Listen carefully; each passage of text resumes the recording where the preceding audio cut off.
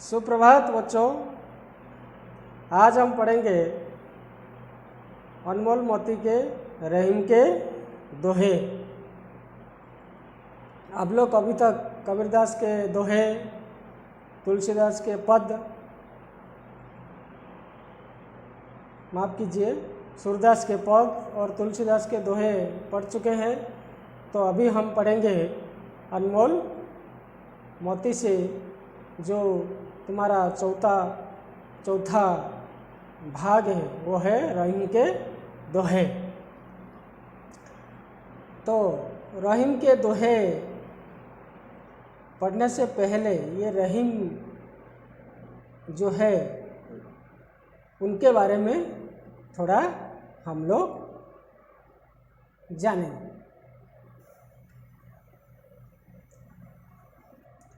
रहीम का पूरा नाम था अब्दुल रहीम खान खन्ना।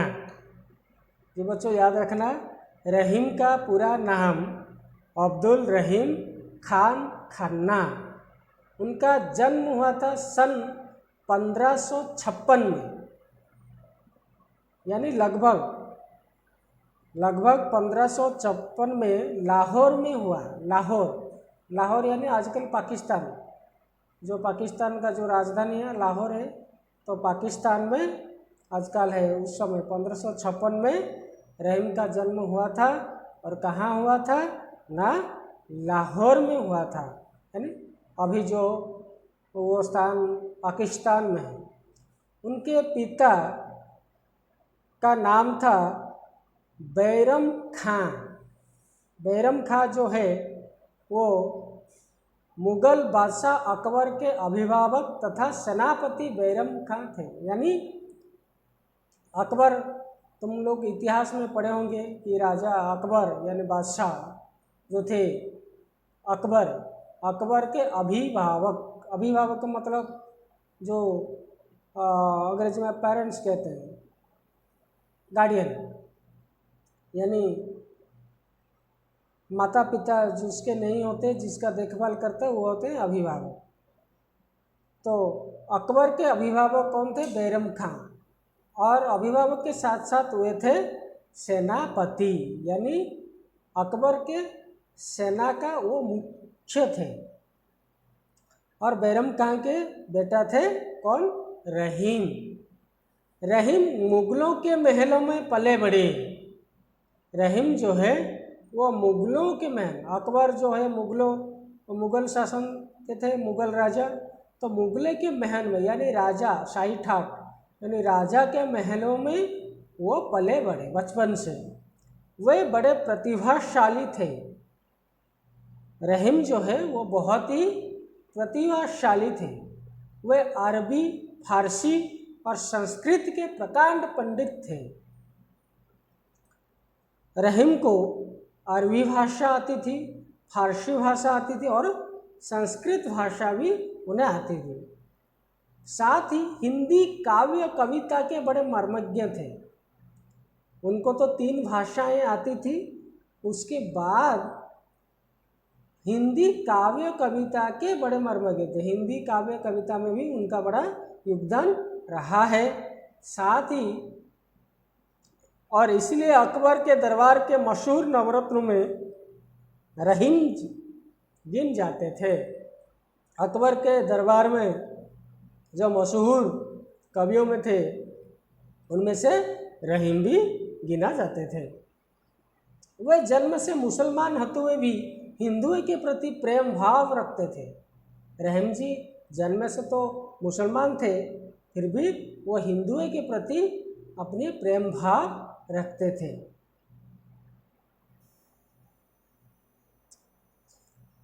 रहीम जी तुलसीदास, सूरदास, तानसेन और केशवदास के समकालीन कवि थे। रहीम किसके समकालीन थे? ना तुलसीदास के बारे में हमने पढ़ा है, सूरदास के बारे में पढ़ा है, और तानसेन और केशवदास इसी समय यानी 1556 के जो आसपास के कवियों के समकालीन थे। मार्मिकता और कवि हृदय की सच्ची संवेदना रहीम के साहित्य की विशेषता है। जो रहीम की काव्य की विशेषता क्या है ना, मार्मिकता और कवि हृदय की सच्ची संवेदना, यानी कवियों की हृदय में जो सच्ची संवेदना होती थी वो उनकी साहित्य में देखने को मिलता है। मुसलमान होते हुए भी उन्होंने अपने आप को कृष्ण भक्ति के गहरे रंग में रंगा लिया था। उन्होंने मुसलमान होते हुए भी उन्होंने कृष्ण भक्ति के गहरे रंग में रंगा लिया था, यानी कृष्ण के बारे में भी उन्होंने कुछ कविताएं लिखी हैं। अनुभूतियों के आधार पर उन्होंने अपने रचनाओं में नीति के साथ साथ हिंदू मुस्लिम की एकता पर भी बल दिया है। उनके पास बहुत अनुभूति था, तो अनुभूति के आधार पर उन्होंने अपनी रचनाओं में नीति के साथ साथ, यानी समाज में जो हो रहा है उसको लोगों को सच्ची राह दिखाना, इस प्रकार की काव्य लेकिन उसे नीति मिलता है। नैतिक कार्य करने के लिए जो बताया जाता है उसे कहते हैं नीति। तो नीति के साथ साथ हिंदू मुस्लिम की एकता पर भी बल दिया है। उस समय क्या हिंदू मुस्लिम में झगड़ा हो रहा था। हम जो कबीरदास के दोहे पढ़े थे, उन्होंने भी कोशिश की थी हिंदू और मुसलमान की जो धर्म में जो झगड़ा चल रही थी उसको दूर करने के लिए कोशिश कर रहे थे। तो रहीम ने भी उन्होंने नीति के साथ साथ हिंदू मुस्लिम की एकता पर बल दिया है।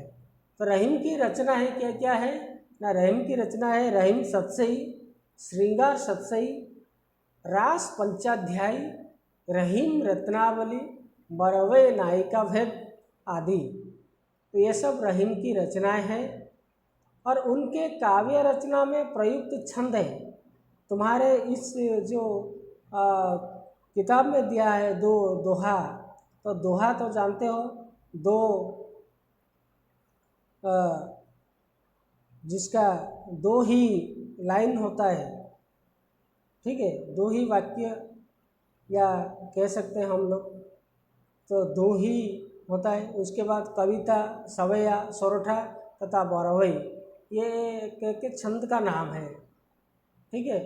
तो रहीम ने दोहा में भी काव्य लिखे, कविता में लिखे, सवैया में लिखे, सोरठा तथा बरवई में भी लिखे।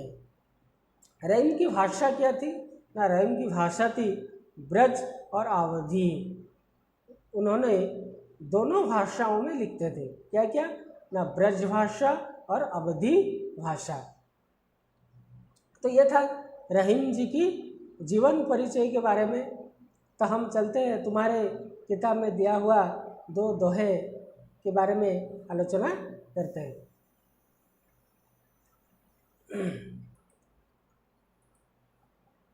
देखो बच्चों, यहाँ पर दो दोहा दिया गया है। जो रहीम उत्तम प्रकृति का करी सकत कुसंग, चंदन विश्व व्यापत नहीं लपटे रहत भुजंग। मैं एक बार फिर से दोहराता हूँ। जो रहीम उत्तम प्रकृति का करी सकत कुसंग, चंदन विश्व व्यापत नहीं लपटे रहत भुजंग। दूसरा दोहा है, कही रहीम संपत्ति संगे, बनत बहुत रीत, विपत्ति कसोटी जे कसे, तेई सांच में। एक बार फिर से देखो, कही रहीम संपत्ति सगे, बनत बहुत रीत, विपत्ति कसोटी जे कसे, तेई सांच में। तो ये था हमारे रहीम जी की दो दोहा। तो बच्चों, इस दोहे में कुछ कठिनाई शब्द है कि नहीं? तो पहले हम पहला दोहा में जो कठिन शब्द है उसके बारे में आलोचना करते हैं। तो पहला दोहा क्या है ना, पहला दोहा है, जो रहीम उत्तम प्रकृति का करी सकत कुसंग, चंदन विश्व व्यापत नहीं लपट रहत भुजंग। तो इसमें क्या क्या कठिनाइयाँ है? देखो, पहला है उत्तम। उत्तम का मतलब है श्रेष्ठ, यानी सबसे अच्छा। तो उत्तम का मतलब होता है श्रेष्ठ। उसके बाद है प्रकृति। प्रकृति का मतलब होता है ये जो पेड़ पौधा, नदी, झरना, ये सब नहीं है। ये प्रकृति का मतलब मनुष्य का जो स्वभाव है, गुण है। यहाँ पर बच्चों थोड़ा गलत टाइपिंग हो गया, स्वभाव हो गया है, तो ये स्वभाव नहीं है, आ की मात्रा कट जाएगा, स्वभाव है। तो प्रकृति का मतलब होता है गुण या स्वभाव, मनुष्य का गुण और स्वभाव है। का मतलब होता है क्या। उसके बाद एक कठिन शब्द है करी सकत। करी सकत मतलब है कर सकता है। उसके बाद है कुसंग। कुसंग इस शब्द का अर्थ है बुरी संगत। उसके बाद है चंदन। चंदन मतलब जानते हो, एक पेड़ का नाम है जिसमें हम टिक्का भी लगाते हैं माथे पर। विष। विष का मतलब जहर, जो खाने से आदमी या जो भी प्राणी है वो मर जाते हैं। व्यापक। व्यापक का मतलब है व्यापना, ठीक है। लपटे। लपट का मतलब है लिपटना। देखो यहाँ पर देखो एक सांप है, पेड़ के डाली में एक सांप है, तो इस चित्र में है सांप एक पेड़ की शाखा में वो लपट रहा है, ठीक है। तो लपट मतलब लिपटना। भुजंग। भुजंग मतलब है सांप। सांप तो देखो इस चित्र में दिखा है, देखो सांप। तो बच्चों इस दोहा में जो कठिन शब्द था, आप लोगों ने जाना उस कठिन शब्द का अर्थ क्या है। तभी इस दोहा के बारे में, यानी इस दोहा के माध्यम से रहीम जी हमें क्या संदेश देना चाहते हैं, थोड़ा जानेंगे।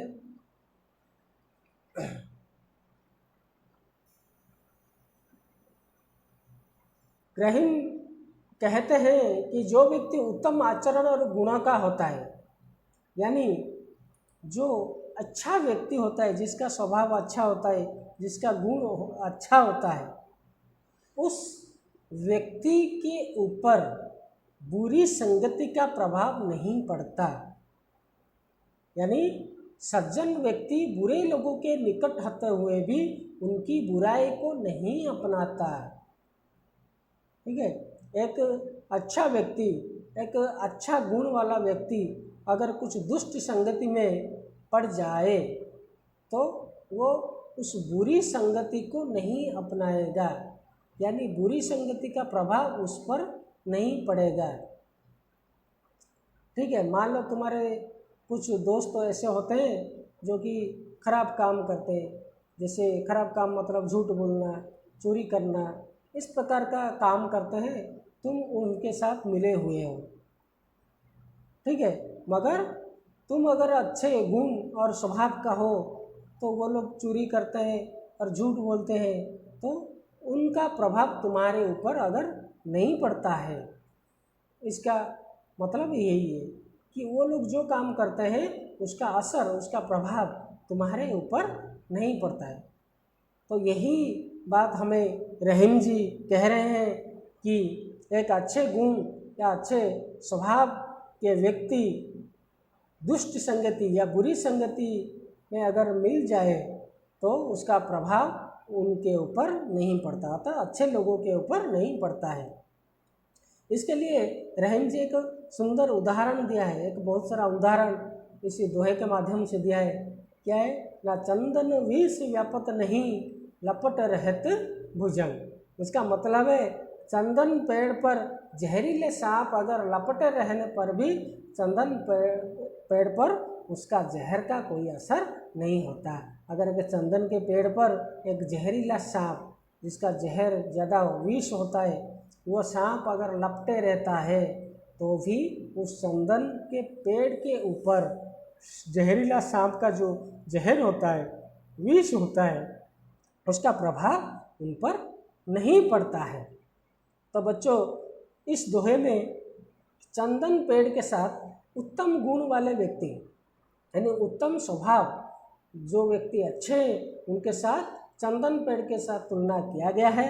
और जो कुसंग व्यक्ति है, कुसंग की तुलना किसे की गई है ना, सांप के साथ। सांप जिसके पास जहरीला विष है उसे कुसंग के साथ तुलना किया गया है, और चंदन पेड़ जो उत्तम गुण वाले व्यक्ति के साथ तुलना किया गया है। तो बच्चों मेरा विश्वास है कि आप लोग इस दोहे के जो भावार्थ है वह समझ गए होंगे। ठीक है, अभी हम चलते हैं दूसरा दोहा की तरफ। उस दोहे क्या है, कही रहीन संपत्ति सगे बनत बहुत रीत विपत्ति कसोटी जे कसे तेई सांचे मीत। फिर से दोहराते हैं, कवि कही रहीन संपत्ति सगे बनत बहुत रीत विपत्ति कसोटी जे कसे तेई सांचे मीत। अच्छा बच्चों, इस दोहे में भी कुछ कठिनाइयाँ यानी कठिनाई शब्द है और उनका अर्थ हम क्या करेंगे, जानने की कोशिश करेंगे। पहला है संपत्ति। संपत्ति मतलब जानते हैं ऐश्वर्य, धन दौलत, वैभव, है कि नहीं। तो सगे, सगे का मतलब होता है साथी। बनत, बनत मतलब है बनते हैं। एक कठिनाई शब्द है बहुरीत। बहुरीत का मतलब होता है बहुभांति या अनेक प्रकार। विपत्ति, विपत्ति का मतलब जानते हैं बच्चों संकट या मुसीबत। उसके बाद जो कठिनाई शब्द है कसौटी। कसौटी का मतलब है परख या जांचना, परखना या जांचना। जे, जे का मतलब है जो। कसे, कसे का मतलब है परखे। तेई, तेई का मतलब होता है वही। सांचे, सांचे का मतलब है सच्चा। तो मीत का मतलब है मित्र। तो ये सांचे, तेई, कसे ये सब एक एक कौन सी भाषा है, हाँ ये सब एक एक अवधि जो भाषा है और उसका खड़ी बोली रूप है। हमने अभी उनका शब्दार्थ जो जाना है वह है खड़ी बोली रूप। तो बच्चों इस दोहा का जो कठिन शब्द था और उनका अर्थ हमने क्या करा, जाना। तो अभी इस दोहे के माध्यम से रहीम जी हमें क्या कहना चाहते हैं ना, इस दोहा को हम समझते हैं क्या कहते हैं ना। रहीम जी का कहना है कि इस संसार में धन दौलत के साथी अनेक होते हैं, है कि नहीं। अगर हमारे पास अनेक सारे वैभव ऐश्वर्य है, संपत्ति है, तो हमारे साथ दोस्ती करने अनेक लोग ऐसे आ जाते हैं, क्योंकि हमारे पास पैसा है, संपत्ति है, हमारे पास आ जाएंगे दोस्ती का हाथ बढ़ाने के लिए। अर्थात किसी इंसान के पास पैसा होने पर उससे मित्रता स्थापित करने लोग विविध ढंग से आ टपकते हैं। तुम्हारे पास अगर पैसा या ज़्यादा संपत्ति है तो लोग विभिन्न प्रकार उपाय से तुम्हारे साथ मिलेंगे, तुमसे दोस्ती का हाथ बढ़ाने की कोशिश करेंगे।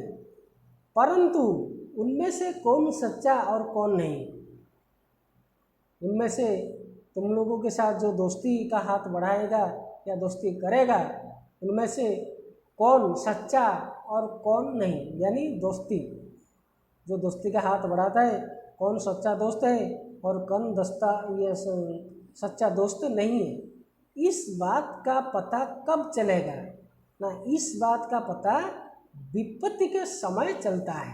जब तुम किसी संकट में पड़े हो, तुम किसी मुसीबत में हो, तो उस समय जो मित्र तुम्हारे पास होते हैं वही तुम्हारे सच्चा मित्र कहलाएगा। तो इस दोहे में रहीम जी हमें सच्चे मित्र के बारे में बताया है कि सच्चा मित्र कौन होता है। ताकि तुम्हारे पास धन संपत्ति वैभव है और वो चला आया तुमसे मित्रता यानी दोस्ती करने के लिए, तो उसे सच्चा मित्र नहीं कहा जाएगा। हाँ, अगर वो तुम्हारे दुर्दिन या तुम्हारे संकट में या तुम किसी मुसीबत में पड़े हो, उस समय अगर तुम्हारे साथ में वो है तो वो उसको सच्चा मित्र कहलाएगा। तो इस दोहे के माध्यम से हमें रहीम जी ने सच्चे दोस्त की संज्ञा को बताया कि सच्चे दोस्त क्या है, हम सच्चे दोस्त को कैसे पहचान सकते हैं। तो बच्चों ये था दोनों दोहा।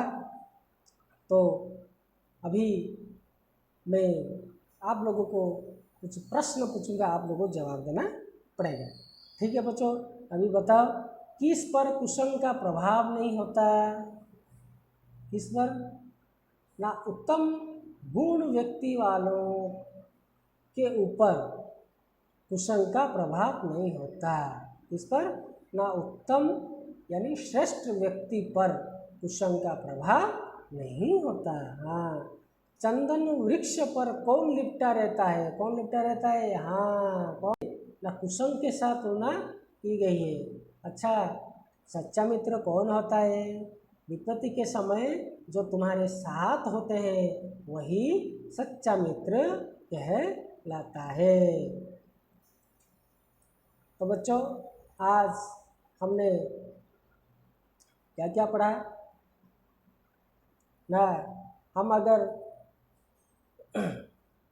या एक अच्छे व्यक्ति, अच्छे गुण या स्वभाव का व्यक्ति जो है वो बुरी संगत में अगर मिल जाए तो उसका प्रभाव यानी बुरी संगति का प्रभाव उस पर नहीं पड़ता है। ठीक है। और दूसरा है सच्चा मित्र कौन है? जो विपत्ति के समय हमारे साथ रहता है, हमारा साथ देता है, वही हमारा सच्चा मित्र होता है। तो बच्चों, आज का क्लास वीडियो हम यहाँ पर रखते हैं। रखने से पहले आप लोगों को फिर एक बार मैं बता देता हूँ कि इस वीडियो को सब्सक्राइब कर लो और बेल आइकन को दबा लो, ताकि हमारा जो नया वीडियो अपलोड होगा तुम लोगों को पहले मिल जाएगा। तो हम अगले वीडियो में मिलते हैं। तब तक के लिए मैं आप लोगों का इजाज़त चाहता हूँ। और एक बात और कि आप लोग इस कोरोना संकट में अभी थोड़ा आहिस्ता आहिस्ता लॉकडाउन खुल रहा है, तो इसका मतलब ये नहीं कि हम ऐसे बिना मास्क से घूमे बाहर। इसलिए जब बाहर जाओगे तो मास्क ज़रूर पहनना, ठीक है। भीड़ से दूर रहना और 2 गज दूरी हमेशा बजाय रखना, ठीक है बच्चों। तब तक के लिए मैं रहता हूँ। धन्यवाद।